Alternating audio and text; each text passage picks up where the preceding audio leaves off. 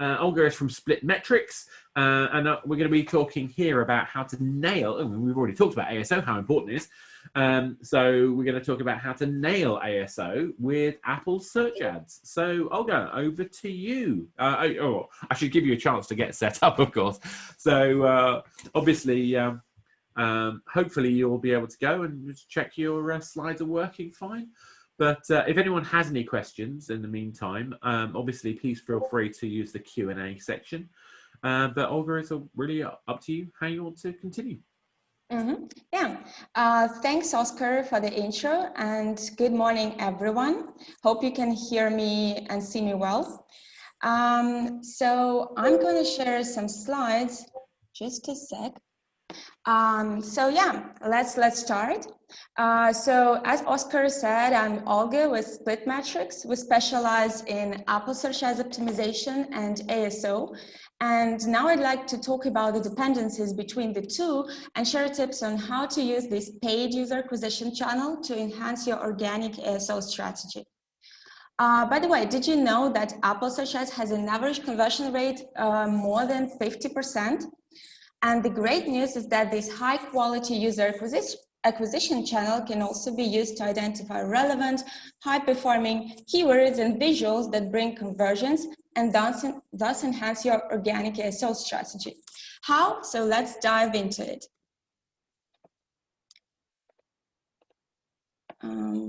So first of all, with Apple Search Ads, you can find the most relevant and popular keywords. Keywords for your App Store listing should be a combination of high relevance, low competitiveness, and high popularity. It has high search volume. You can take advantage of the Apple Search Ads opportunities for finding new keywords that fit all of those criteria. The first one is popularity scores. Search popularity level indicates how many users are looking for an app using specific keywords. In Apple Search Ads, popularity scores have the form of blue dots. The higher the number of blue dots, the higher the popularity score. But here's the tip. You can use Search Ads Keyword Popularity Checker, a free Google Chrome extension by Search Ads HQ, to see search popularity numeric values and maximum possible impressions per day per keyword. And what's more, you may check the popularity of a particular keyword across various top trends. So my colleagues should have shared the link in the chat to this Chrome extension. Or you can just look it up. And with this extension, you will have even more accurate data on search popularity of keywords. So that was how you can find popular keywords with the help of Apple Search Ads. And what about relevance?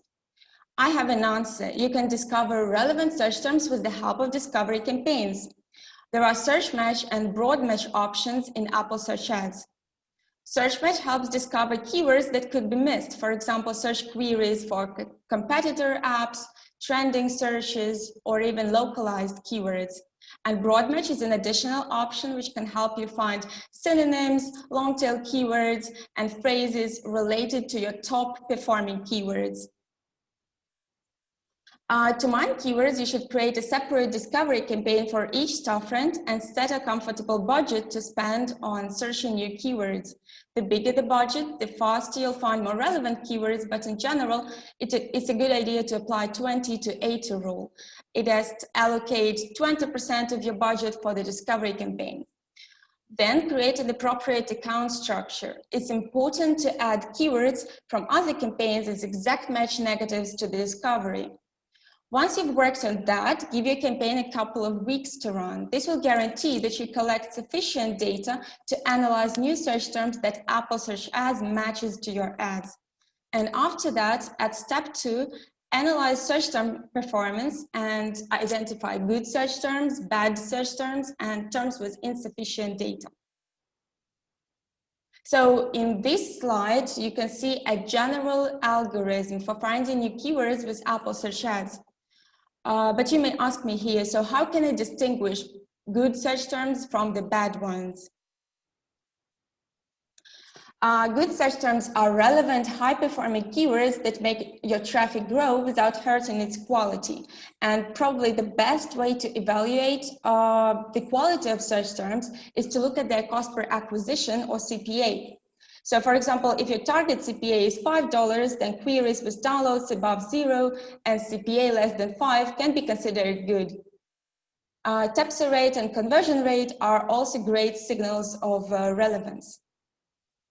Bad search terms are irrelevant or non-performing search terms which don't bring any installs and eat up sufficient amount of your budget, like 3 times your target CPA.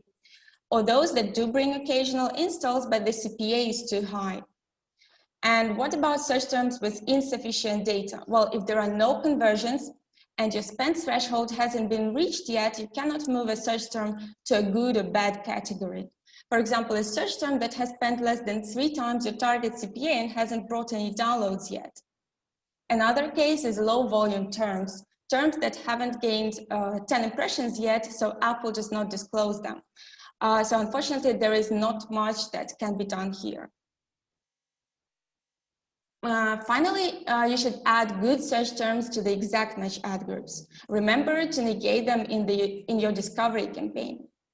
Add bad search terms to your discovery campaign as exact negatives, and take more time to research information for search terms with insufficient data.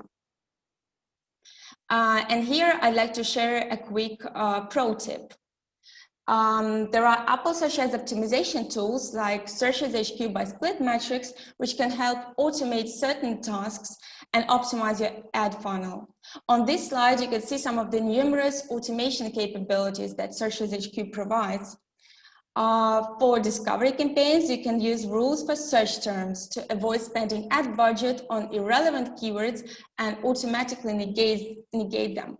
Plus, you can set up a rule to receive alerts or automatically move new relevant search terms to your exact match campaigns.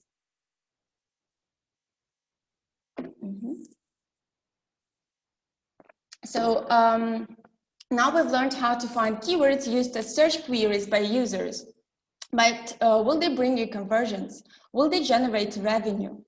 With Apple Search Ads, you can recognize keywords that are not only popular among users, but also bring you real value. Here, you'll need a mobile attribution, or in other words, mobile measurement partner like AppsFlyer or Adjust. Apple Search Ads combined with MMPs will enable you to analyze lower funnel metrics and estimate such critical metrics as retention and revenue. So you'll be able to see how specific keywords perform in the long run, in the bottom of the funnel. So I've already mentioned that there are tools for Apple Search Ads management that embrace Apple Search Ads native functionality, features for automation and optimization, and integrate with MMPs. So Search Ads HQ by SplitMetrics is exactly this kind of tool. It has an all-in-one dashboard that provides you with both Apple Search Ads metrics combined with MMPs data, plus flexible filters and bulk management capabilities. It helps you analyze and optimize the whole media buying funnel. And getting back to the keywords that generate conversions and revenue. So based on information from your MMPs you can view in Search Ads HQ, you can identify relevant high-performing keywords that bring revenue-driven actions like subscriptions and purchases, and thus make your ASO strategy data-driven and value-based. And once you've identified such keywords that bring you conversions and what's more, generate revenue, you can rest assured that your keyword choices are based on data. And so you may add them to your metadata. And by metadata, I mean not only title, subtitle, and the keyword set, but you can also add your top performing keywords to the first screenshot as well. Just make sure to A/B test that beforehand. But that's not all. With Apple Search Ads, you can not only find the best performing keywords, but also identify visuals that work for the benefit of your app's conversion rate.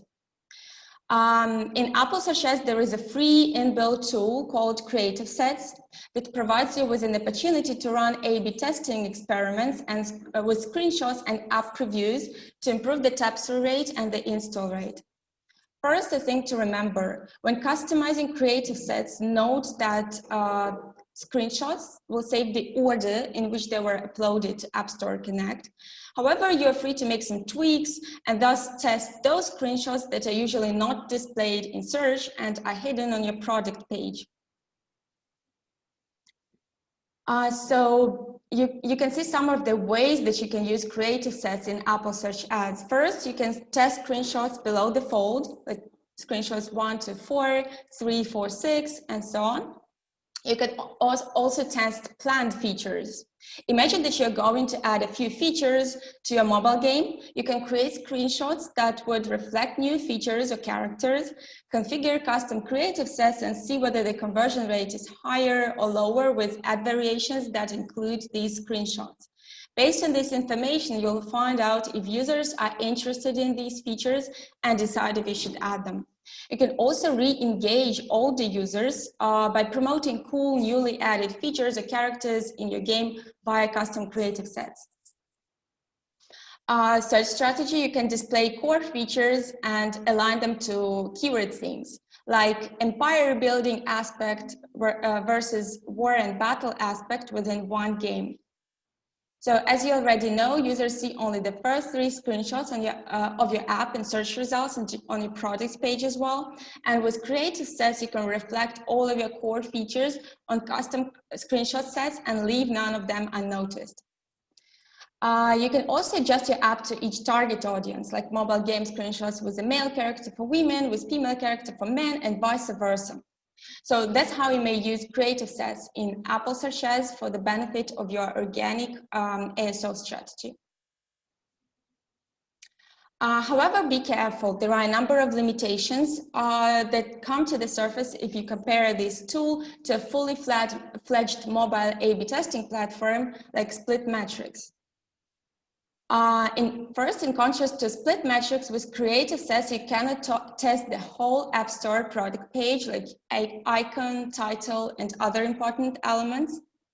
Second, your visual assets can work in different ways for paid ad campaigns and in organic search results.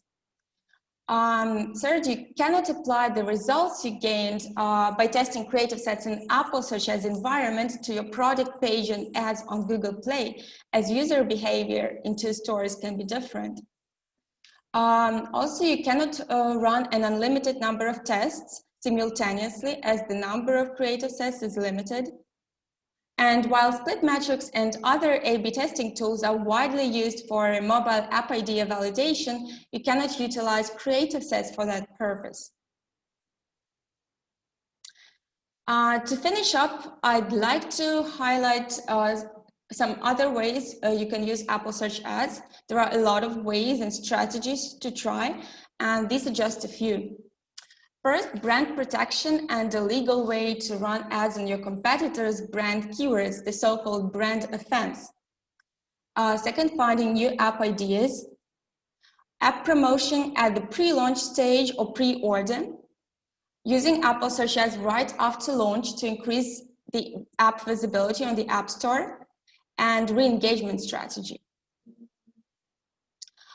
Let's dwell a bit on the third point, because not everyone is familiar with this. App promotion before its release.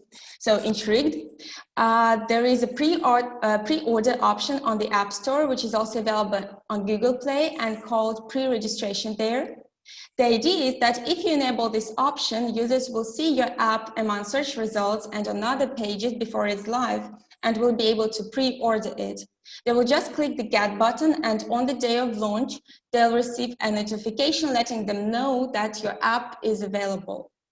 So leveraging a pre-order or pre-registration feature will bring you a number of benefits. And on the App Store, you can run Apple Search Ads for your app available for pre-order. This will provide you with even more eye-opening insights that you could leverage before a launch. So this was just a fraction of how you can use Apple Search Ads for the purposes of App Store optimization. You can find out more on SplitMetrics blog or YouTube channel. And I'll also be glad to answer any questions. So there should be some time left for this, I guess.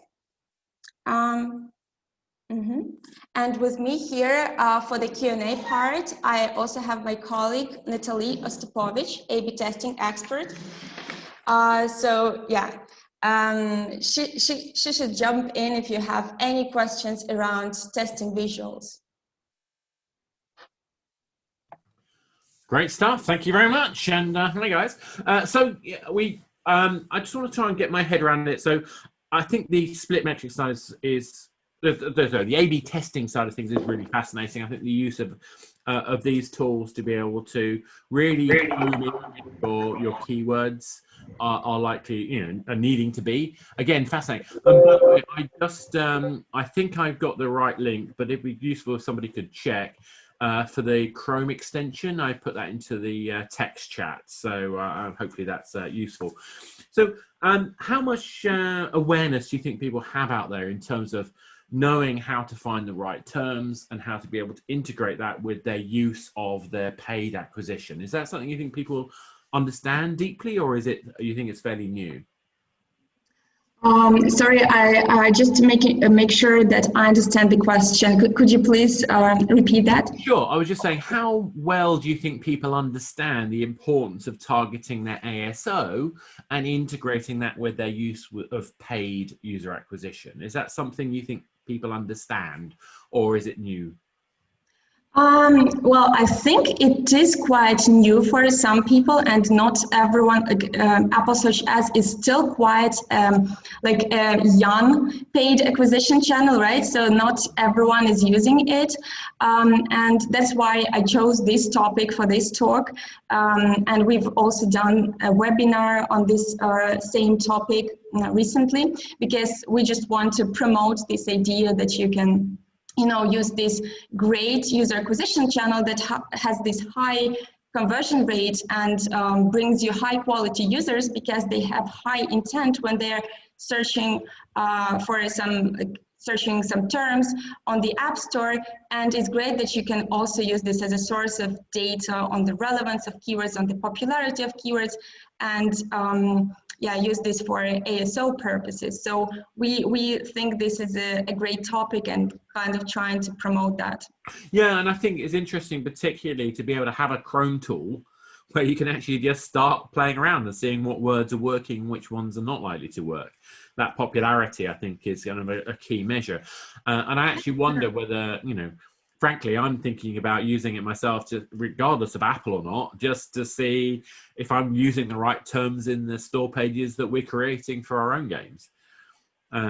Yeah, but this Chrome extension, it works combined with Apple Search Ads native dashboard. So you still have to have this native dashboard and run some campaigns to be able to check the numeric values for keyword popularity. Yeah, I think that's really the key thing, isn't it? It's like trying to find the sort of balance. And I mean, where I was coming from is actually, we're always looking for ways to try and test things, and any tool that's available to us to be able to sort of explore what the data could be like is always useful. So we've got a question here from ASD. How does it normally cost to get a campaign together using Apple Search Ads? What is there a sort of a typical value, a sort of minimum value? You mean like a budget to start? Yeah, like a budget, yeah. We would recommend starting with probably a few thousand, like just to get enough, taps data and downloads data. And if you also want to evaluate like the keywords from revenue standpoint, you'll need to like pour more budget there, right? Yeah. So yeah, this depends on like what metrics you're trying to evaluate. To just evaluate like the upper funnel metric, probably like a couple of thousand would be enough. But if you would want to like have more insights, you would need like more budget for sure. No, I mean, it's always the case. You always want more budget, but it's always trying to find out what the minimum threshold, I think, is. I mean, one of the things I think is really interesting is when you're doing experiments to try and test, particularly trying to work out the viability of where in the ads testing process you are. So, I mean, obviously, if you're at the hyper casual end and you're doing the very first release of the game, you don't want to spend more than a couple of $100. So you're probably not going to be doing something like this. You're going to need to make sure that the game is valid and solid before you start using this technique. But it feels to me like this is a really smart way to go from that early testing into something a bit more robust when you already know the game is settled, when you already know the game is, has potential. And then what you're now trying to do is optimize its performance. Is that a fair summary? Yeah, probably, yeah, that is a fair summary, so thanks for that. Some people say that Apple Search Ads as a channel may have a little bit like higher CPIs, like cost per installs compared to other channels, but in the end, this brings you more quality users with higher retention rates and like higher lifetime value. So so you'll need to know that you'll be investing in this channel and it will pay off. So that's an interesting one. So I'm going to be really cruel and ask you to give us some numbers. You probably won't be able to, but I'm going to try. I mean, if you're going to compare, say something, I'm going to try and use, I don't know, classic Facebook ad versus maybe a video ad versus Apple search ads. Is there a kind of like baseline expectation in terms of cost per install versus return on advertising spend? Have you got any metrics that you can share to give people an expectation of how these compare? At SplitMetrics, we do this annual data analysis, and we provide, after that analysis, we provide benchmarks on the average cost per install and cost CPAs, like cost per acquisition, and cost per tabs. And we publish these benchmarks, Apple Search Ads benchmarks reports annually. So the girls, like my colleagues, they should share the link in the chat. And everyone can go and download that report, and it will certainly give some idea. And I think Hannah has just done that, so we can make sure that gets shared. And I think that's really the key thing. Is like, I think with all these processes, it's always important to understand your sources and what that does for the purposes of not just how much it costs to get the individual install, but how much the lifetime value of those players are going to be. I also think it's interesting from the point of view of understanding more about those players and what they need. I mean, as a game designer, I'm interested in what players want, and how do we make sure that the experience matches their expectations and exceeds that. And I think unless we understand more about the audience, it's hard for us to do that. But I think in this particular case, what you're also showing us is just how important it is to understand how we get those people over the line, and to get that store design correctly, so we're communicating the right messages. How much information do you think there is available before you kind of create your store to be able to make sure you get the right messages for the audience? Is this tool for the keywords enough, or is there other sources of data you think people should be looking at to help make sure that you're targeting the right thing for the game? Well, you certainly should do the research before that, and with Apple Search Ads, you can get a feel of whether you're actually targeting the right keywords, right? Because you might be targeting them and they might bring you tabs, but they might not bring you installs in the end and revenue. So you need to do the research beforehand, but I'm probably not the best expert to talk about this. No, but that's fine. I think, like I said, we had Anna's talk earlier talking about kind of how important research was, and she did a great case study showing how they work through. Particularly, though, I think what you and Anna have both kind of been highlighting, for me anyway, is just the importance of being willing to do tests. And I think that's why that question earlier was so important about what the minimum price point would be, because in order for us to do multiple tests, we want to keep the cost of those tests as low as possible, don't we? Yeah. So are there any particular strategies you can think, you can share with us about how we experiment using those keywords and still keep the price low? Keeping the budget low, right? Yeah. Well, I'll need to think about that. Probably we should around the search mesh option with a low budget, and we should really be careful there because it can be matching you to all kinds of stuff, to irrelevant terms as well. So you need to be really quick there and doing the analysis and jumping in to negate any irrelevant terms, right? Yeah. So you can like if you're worried about this aspect, you can just start with a low budget and with low bids, and you can day by day you can increase bids a little by little until you get enough data. And in opposition to that, there is another strategy when you start with with good bids, strong bids, like cost per tab bids, I mean.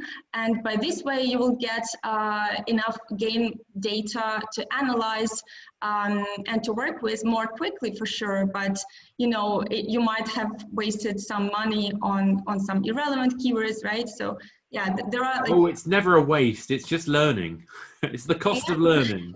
Yeah, you can put it like that. There was always this joke that, well, not joke. There's always this people who used to say that, half the money I spend on advertising is wasted. I just don't know which half.